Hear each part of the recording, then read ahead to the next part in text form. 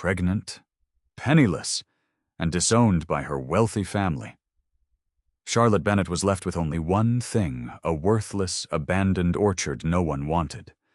But while fighting to reclaim the land and save her unborn child's future, she uncovered a hidden inheritance buried beneath an old well. What she found inside would expose a century-old family secret and change who truly owned the entire estate. Don't look away, because the shocking discovery beneath this orchard proves that what people throw away may be worth more than everything they kept. At 28, Charlotte Bennett stood outside the only home she had ever known, with one suitcase at her feet and a trembling hand resting over the child growing inside her. Less than an hour earlier, she had still been a Bennett, the daughter of one of the wealthiest families outside Asheville, North Carolina. Now, because of her pregnancy, her father had erased her from the family as if 28 years of love could disappear with a single decision. There were no hugs, no second chances. Her bank access was frozen. Her bedroom door was locked. Even the people who had watched her grow up avoided her eyes as she walked away from Redwood Hollow Estate. Charlotte had never felt so alone. Then she learned something unexpected. One piece of land still legally belonged to her, a forgotten 12-acre apple orchard at the farthest edge of the estate. When Charlotte arrived, hope nearly died inside her. The orchard looked lifeless. Waist-high weeds covered the ground. Dead apple trees clawed at the gray sky. Broken fences disappeared beneath thick vines, and an abandoned farmhouse sagged as though one more winter might bring it down. This was supposed to become her home. Pregnant, nearly penniless, and with nowhere else to go, Charlotte had only two choices: give or fight for the tiny piece of earth no one else wanted. So she fought. Day after day, she cleared weeds with blistered hands, dragged fallen branches across the property, and pushed through exhaustion while quietly promising her unborn child, "We're going to make it." But Charlotte didn't know why her family had abandoned this particular orchard decades earlier, and she certainly didn't know what was hidden beneath its tangled roots. Because somewhere under the land everyone considered worthless was a secret powerful enough to change not only Charlotte's future, but the fate of the entire Bennett family. By the third week, Charlotte's hands no longer looked like the hands of the young woman who had once attended charity dinners at Redwood Hollow Estate. Her palms were blistered and cracked. Dirt had settled beneath her fingernails, and every morning she woke with a deep ache running through her shoulders and lower back. Pregnancy made even ordinary movements harder now, but Charlotte refused to stop. She couldn't afford to. The orchard was no longer just 12 forgotten acres. It was shelter. It was food. It was the only future she could offer her unborn child. That morning, heavy clouds hung over the mountains outside Asheville as Charlotte worked along the northern edge of the property. She was trying to clear a section where several old apple trees had collapsed into one another, creating a wall of dead branches and thick ivy. Every few minutes, she stopped to catch her breath. "Just one more section," she whispered, resting a protective hand over her stomach. Then her pruning hook struck something hard. Clang! Charlotte froze. It wasn't the dull sound of metal hitting stone. This was different. Hollow. Metallic. She pushed aside the vines and struck again. Clang! Her exhaustion disappeared beneath a sudden rush of curiosity. Dropping to her knees, Charlotte began pulling away decades of ivy. The vines resisted as though they were protecting whatever lay underneath. She tugged harder, uncovering patches of reddish-brown metal beneath the soil. 10 minutes later, she stopped and stared. It was an iron grate, nearly 5 feet across. The metal was thick, heavily rusted, and partially buried beneath roots and decomposed leaves. At its center sat a circular ring, large enough to grip with both hands. Charlotte's first thought was that she'd discovered an old well. That would have made sense. An orchard this old would have needed a reliable water source long before modern irrigation existed. But something didn't feel right. She cleared more dirt from the edge. Beneath the iron was a circular rim, constructed from carefully fitted gray stones. Charlotte brushed away the soil with her gloves, and suddenly noticed several markings carved into the rock. She leaned closer. They weren't numbers. They weren't initials. They were strange geometric symbols, intersecting lines, circles, and what looked almost like a small tree enclosed inside a square. Charlotte's pulse quickened. Why would anyone decorate a simple farm well like this? She reached for the iron ring, then stopped. A practical voice inside her immediately protested. She had trees to prune. Irrigation lines needed repairing. The few surviving apple trees would soon require attention if she hoped to produce anything worth selling. And opening an abandoned structure while pregnant and completely alone was hardly sensible. Charlotte slowly stood. Leave it alone, she told herself. She walked away. For nearly an hour, she tried to continue working, but she kept looking back. Something about that grate bothered her. Not fear exactly. Recognition. Years earlier, Charlotte remembered overhearing her grandfather arguing with her father in the library at Redwood Hollow. She had been only 11, too young to understand most of the conversation. But one sentence had remained buried in her memory. Your great-grandfather hid something on this land, and he took the location to his grave. Charlotte lowered the pruning shears. Her heartbeat suddenly became painfully loud. Could this be what they had been talking about? She returned to the grate and examined the stonework more carefully. Then she saw something that made her breath catch. Almost completely hidden beneath moss was a carved letter. B. Bennett. Charlotte stumbled backward. For generations, her family had treated this orchard as worthless land, yet someone had gone to extraordinary lengths to conceal whatever lay beneath these vines. She wrapped both hands around the iron ring and pulled. Nothing. Again. The grate didn't move even an inch. Charlotte finally released it, breathing heavily. Whatever was underneath had been sealed deliberately. And suddenly she understood something chilling. This wasn't simply an old well someone had forgotten. Someone had wanted it hidden. Charlotte looked toward the distant mansion barely visible beyond the trees, the home of the family that had thrown her away. Then she looked back at the rusted iron beneath her feet. For the first time since being cast out, she felt something stronger than grief. She felt purpose. Tomorrow, she would return with tools. And she would open it. She had no idea that doing so would uncover a secret her family had spent generations searching for, and once that secret came into the light, nothing at Redwood Hollow Estate would ever be the same again. The next morning, Charlotte woke before sunrise. She had barely slept. Every time she closed her eyes, she saw the rusted iron grate beneath the vines and that single letter carved into the stone. B. Bennett. By 6:30, Charlotte was standing inside the orchard's abandoned equipment shed, searching through decades of forgotten tools. Dust covered everything. Rusted chains hung from nails. Broken wooden crates leaned against the walls, and the air smelled of old oil, damp lumber, and earth. Finally, she found what she needed. A long steel pry bar, a heavy sledgehammer, and an old hydraulic farm jack that looked as though it hadn't been touched in 20 years. Charlotte stared at the tools. Then she looked down at her stomach. Part of her knew this was foolish. She was pregnant, alone, miles from anyone she trusted. If she injured herself, there would be no father rushing to help her, no mother holding her hand, no family doctor arriving because of the Bennett name. That life was gone.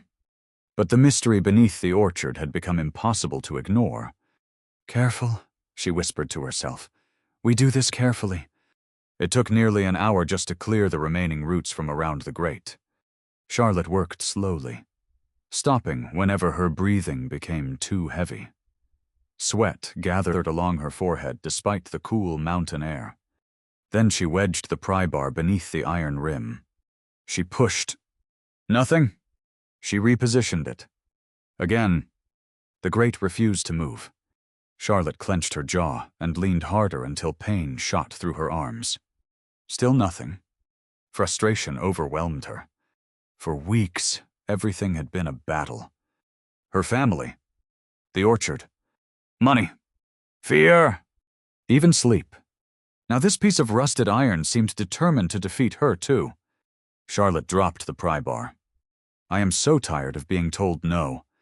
Her voice cracked. For several seconds, she simply stood there, fighting tears. Then she wiped her face. No, not this time.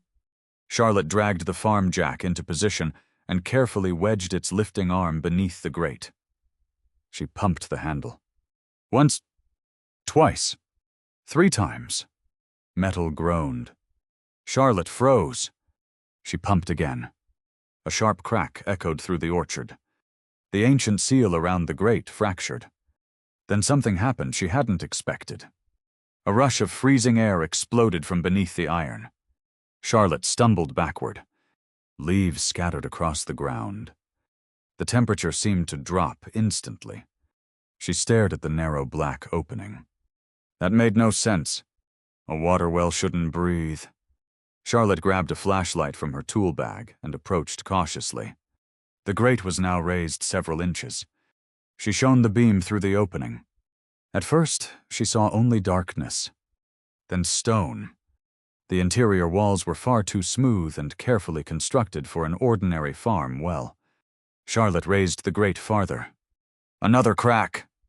Then the iron shifted enough for her to look directly inside. Her stomach tightened. There was no water.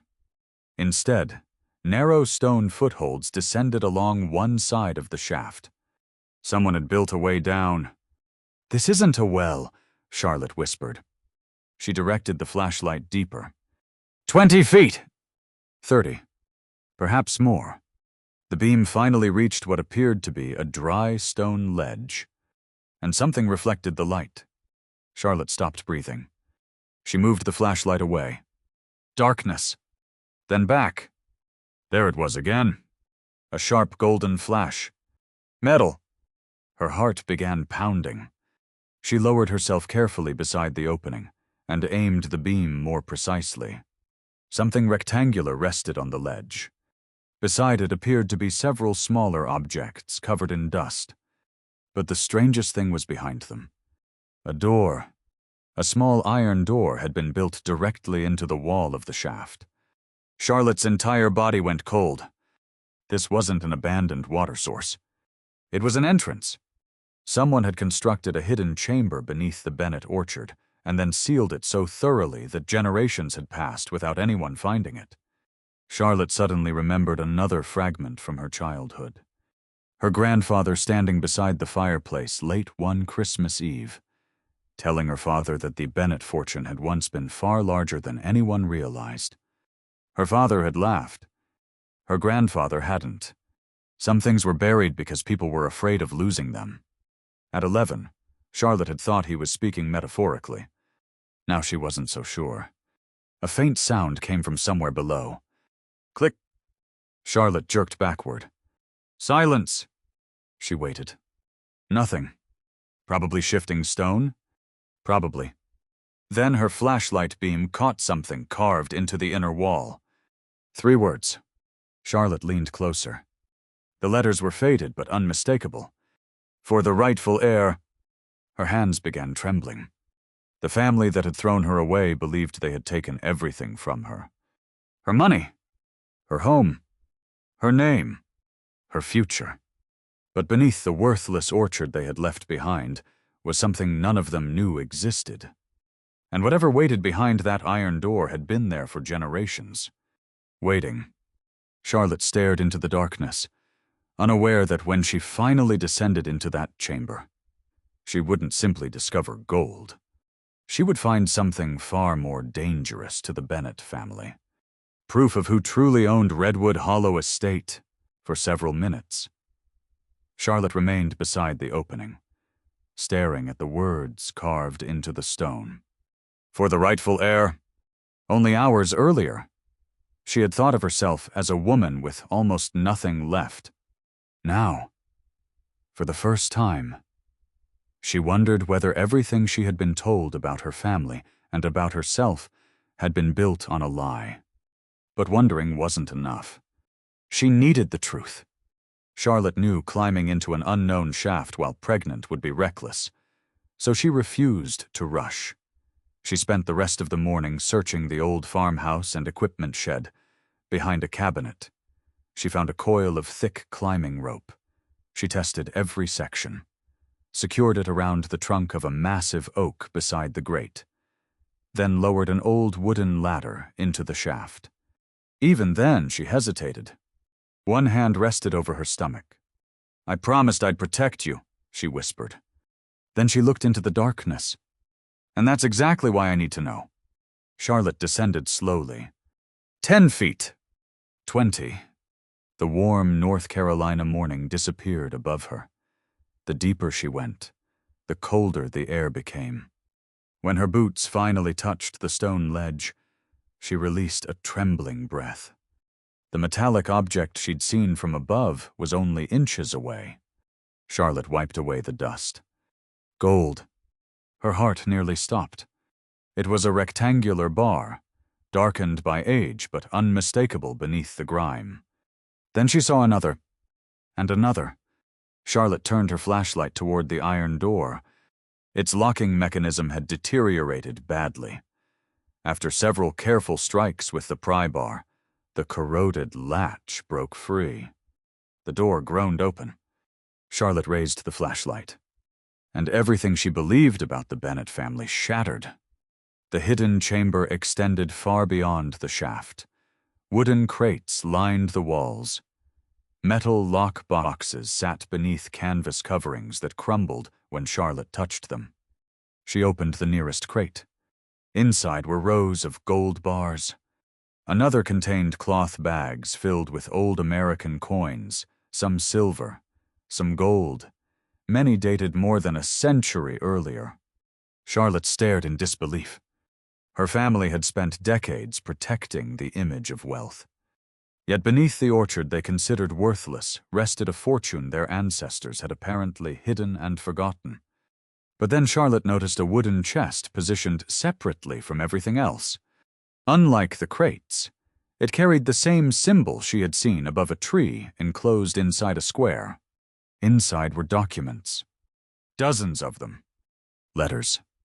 Bank records. Property maps. Legal agreements. Charlotte carefully unfolded one yellowed sheet. The date at the top was 1932. As she read, the story emerged. During the darkest years of the Great Depression, Charlotte's great-great-grandfather had feared that banks would collapse and creditors would seize the family's holdings.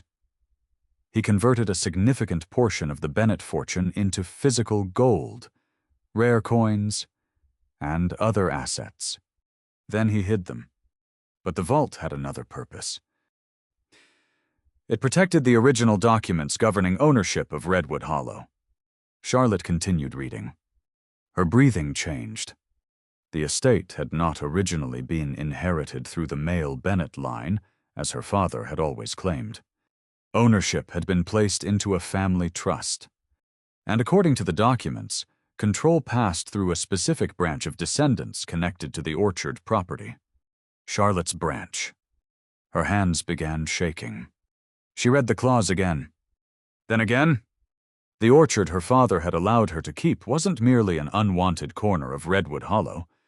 Legally, it was the key to the entire estate. Charlotte sank onto an old wooden crate. For weeks, she had cried because she believed her family had stripped away her inheritance. But they hadn't. They had unknowingly handed her the evidence that could prove it. Suddenly, her father's cold words sounded different in her memory. "Take that useless orchard. That's all you'll ever get from us." Charlotte closed her eyes. The cruelty still hurt. Finding gold couldn't erase what had happened. Legal documents couldn't restore the love she thought she'd had. But something inside her had changed. She no longer wanted to return to that house begging to be accepted. She no longer needed their permission to believe she mattered. Charlotte placed both hands over her stomach. For the first time since being cast out, she smiled through her tears. "We're not going back," she whispered. "We're going forward." She carefully gathered the most important documents and prepared to climb back toward daylight. But before leaving, Charlotte noticed one final envelope hidden beneath the bottom of the chest. Her name wasn't written on it. No living Bennett's name was. Instead, across the front were 4 handwritten words. "To the one they reject." Charlotte stared at the envelope. Nearly a century had passed since someone sealed this chamber. Yet somehow, those words felt as though they had been waiting specifically for her. And when Charlotte finally opened that letter, she would discover that the fortune beneath the orchard was only the beginning. Because her ancestor had left behind not just wealth, but a warning about what could happen when the Bennett family learned the truth, Charlotte did not open the envelope inside the underground chamber. Something about the words written across its brittle surface, "To the one they reject," made her feel that whatever waited inside deserved daylight. She carefully placed the letter beside the deeds and trust documents, secured everything in an old canvas satchel, and climbed back toward the orchard. When Charlotte finally emerged, the afternoon sun struck her face. She had never been so grateful to feel warmth. For several minutes, she sat beneath the old oak tree with both hands resting over her stomach, trying to understand what had just happened. That morning, she'd been worried about whether the surviving apple trees could produce enough fruit to pay her bills. Now, beneath her feet, there could be enough wealth to change several generations of her family's future. But Charlotte wasn't thinking about mansions. She was thinking about security, a safe home, medical care, a future for her child that couldn't be taken away because someone disapproved of her choices. Then she opened the envelope. Inside was a 3-page handwritten letter dated October 17th, 1932. The signature at the bottom belonged to Thomas Bennett, Charlotte's great-great-grandfather. Charlotte read slowly. Thomas described a family tearing itself apart during the Great Depression. As banks failed and fortunes vanished, several relatives became obsessed with preserving their social standing. They fought over money. They lied. They betrayed one another. Thomas had watched wealth transform from a blessing into a weapon. So he made a decision. He concealed a large portion of the family's assets beneath the orchard and placed the original estate documents there with them. But one passage made Charlotte's throat tighten. Thomas wrote that Redwood Hollow should never belong to the family member with the loudest voice, the greatest pride, or the strongest hunger for power. It should belong to the descendant who understood the land. Someone willing to protect it. Someone who knew what it meant to lose everything and still choose to build rather than destroy. Charlotte lowered the letter. Tears filled her eyes. For years, her father had taught her that inheritance was about blood, obedience, and reputation. Thomas Bennett had believed something entirely different. Inheritance was responsibility. Suddenly, the orchard no longer looked abandoned. Charlotte looked across the crooked rows of trees and imagined what they could become. Healthy apple trees, berry fields, vegetable gardens, solar-powered irrigation, a restored farmhouse, perhaps even a small farm store where local families could buy fresh produce. For the first time, she wasn't merely trying to survive. She was planning, but Charlotte knew she couldn't touch the hidden fortune until everything had been authenticated. The following morning, she drove into Asheville and met with an independent estate attorney, Adrian Cole, whose firm had no connection to the Bennett family. Charlotte showed him copies of several documents. Adrian read silently. Once, then again, his expression changed. "Charlotte, he finally said. "Do you understand what these may mean?" She swallowed. "I think so." He removed his glasses. "If they're authentic, this isn't just an inheritance." He tapped the original trust agreement. "This could establish your controlling legal interest in Redwood Hollow Estate." Charlotte stared at him. Hearing the words spoken aloud made everything suddenly real. Over the next several weeks, historians, appraisers, and legal specialists quietly examined the discovery. The gold was genuine. The rare coins were genuine. The signatures matched historical records. And most importantly, the property documents were legitimate. The estimated value of the assets left Charlotte speechless. But Adrian warned her not to celebrate yet. "There will be a fight," he said. "The moment your family learns what you found, they're going to challenge everything." Charlotte looked through his office window toward the Blue Ridge Mountains. A few months earlier, those words would have terrified her. Now they didn't, because she finally understood something. Her opportunity wasn't the gold. It wasn't even Redwood Hollow. Her true opportunity was the freedom to decide what kind of life she would build next. Charlotte returned to the orchard that evening and stood between the trees as sunset turned the mountains orange. She imagined her child running through those rows someday, laughing, safe, free from the fear that love could be withdrawn as punishment. Charlotte smiled. "This will be yours," she whispered. "Not the money, something better. A home built on love instead of control." But as darkness settled over the orchard, headlights suddenly appeared beyond the broken fence.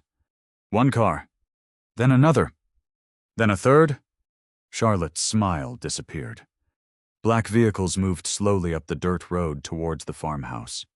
She recognized the first one immediately. It belonged to her father. Somehow, the Bennett family had discovered what she had found, and they hadn't come to congratulate her. They had come to take it back.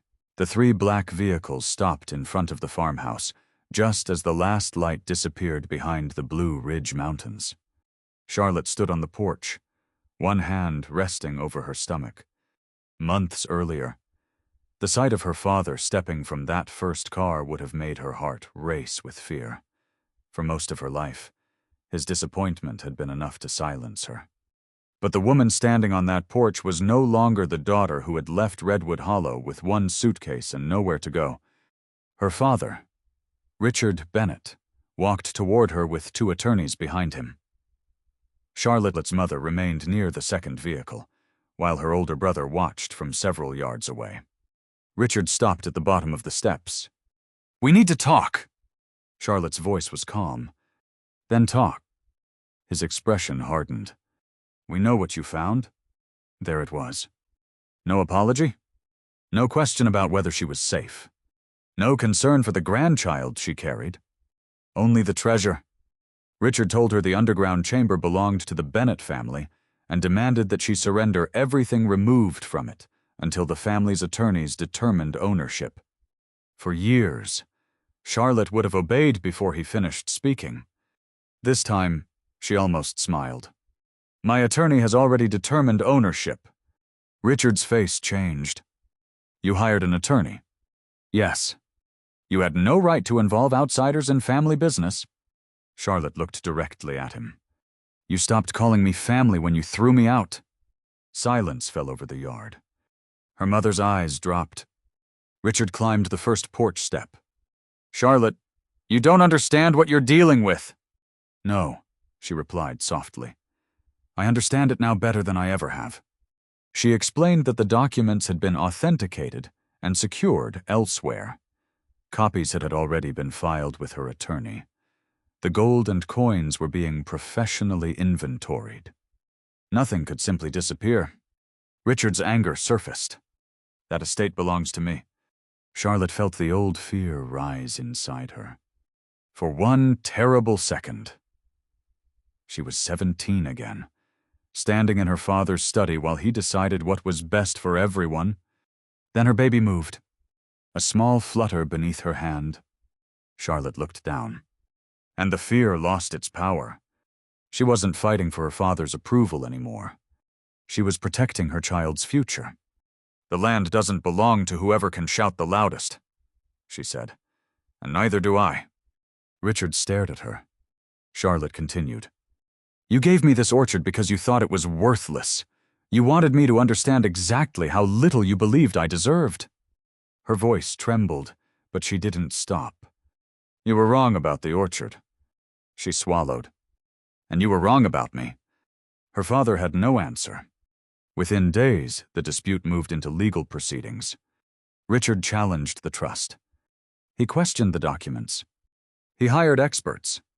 But each attempt produced the same result. The records were authentic. Months passed. Charlotte's pregnancy advanced while the orchard slowly transformed around her. With carefully released funds from assets whose ownership was undisputed, she repaired the farmhouse rather than replacing it. She hired local workers to restore the surviving apple trees and plant hundreds of new ones. She installed drip irrigation systems that dramatically reduced water waste. Solar panels went onto the barn roof. Unused acreage became vegetable gardens and pollinator habitats. But Charlotte did something no one expected. She didn't build walls around the property. She opened it. She hired people from nearby communities, including older farm workers struggling to find steady employment. She created a small produce program for families facing food insecurity. The orchard that had once represented her rejection became a place where other people could find dignity. And Charlotte changed with it. Her hands remained rough. Her back still ached. She still woke some nights remembering the moment her family turned away from her. But she no longer measured her worth by what the Bennetts thought of her. Then, one cold morning, Adrian called. "The court has issued its ruling." Charlotte gripped the phone. "And the trust stands." She couldn't speak. "Charlotte," Adrian continued, "your legal claim has been upheld." Tears rolled silently down her face. She stepped outside. Before her stretched rows of young trees, their branches reaching toward the winter sky. Months ago, this land had looked dead. So had her future. Now both were growing again. Charlotte placed a hand over her stomach. She had thought reclaiming her inheritance would mean defeating the people who rejected her. She finally understood that it meant something else. It meant becoming someone their rejection could no longer destroy. And when her child finally arrived, Charlotte would make a decision about Redwood Hollow that stunned everyone, including the family members who had tried to take it from her. Because she had no intention of rebuilding the Bennett dynasty. She was about to create an entirely different legacy. The morning Charlotte brought her newborn daughter, Evelyn, home to the orchard.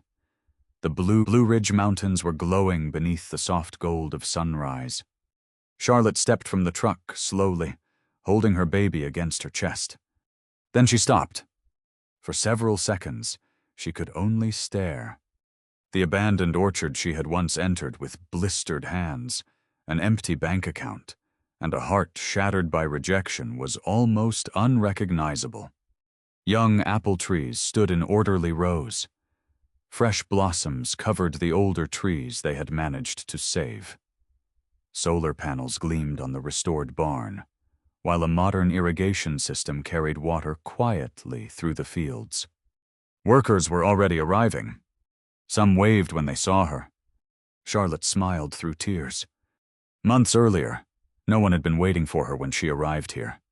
Now she had built a community. She looked down at Evelyn. "Welcome home, sweetheart." That word home had once meant Redwood Hollow's mansion. Now Charlotte understood how wrong she'd been.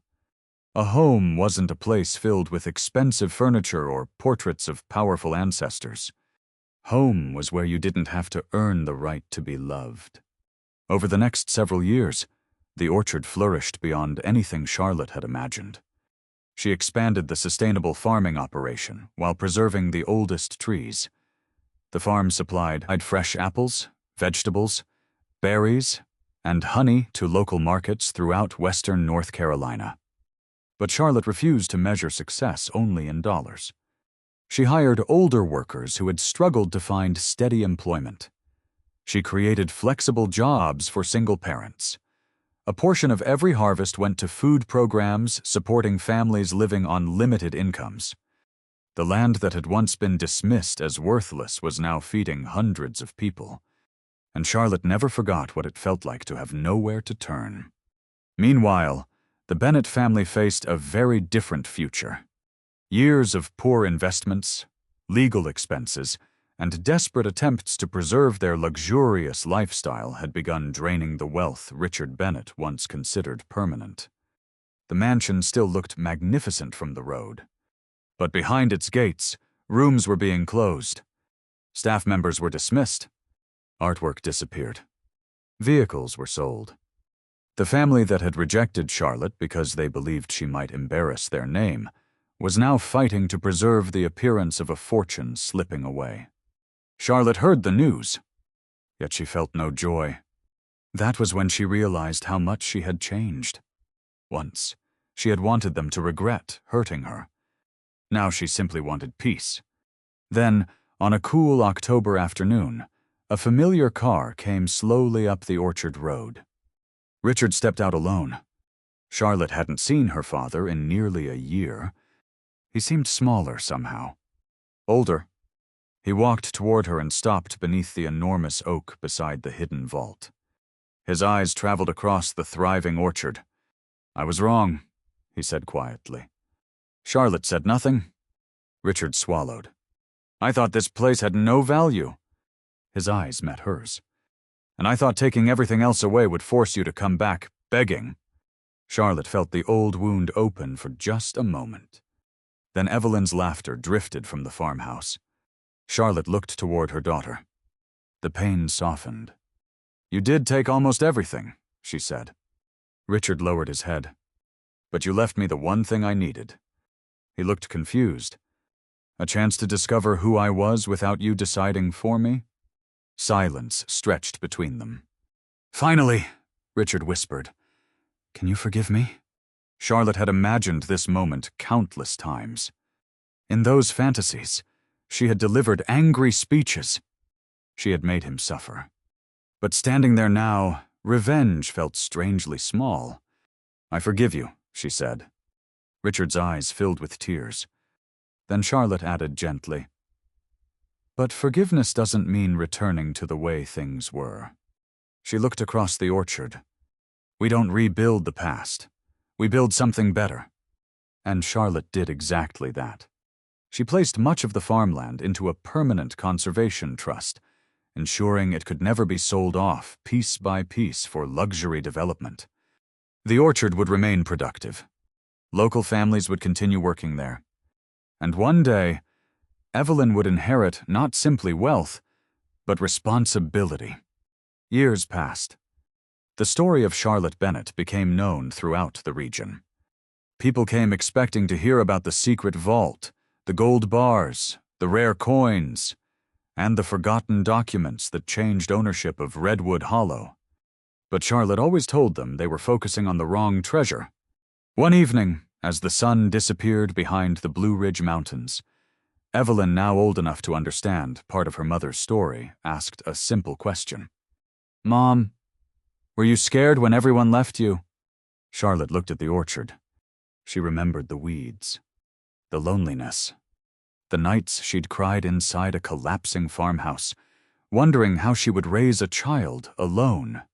"Yes," Charlotte answered. "Very scared." Evelyn squeezed her hand. "Then how did you become brave?" Charlotte smiled. "I didn't become brave before I was scared." She knelt beside her daughter. "I became brave because I kept going while I was scared." Together, they watched the evening light move across thousands of apple blossoms. Charlotte finally understood the truth. Her family had cast her out, believing they were taking away her future. Instead, they had sent her directly toward it. They gave her abandoned land. She created a home. They gave her rejection. She discovered her strength. They left her with something they considered worthless.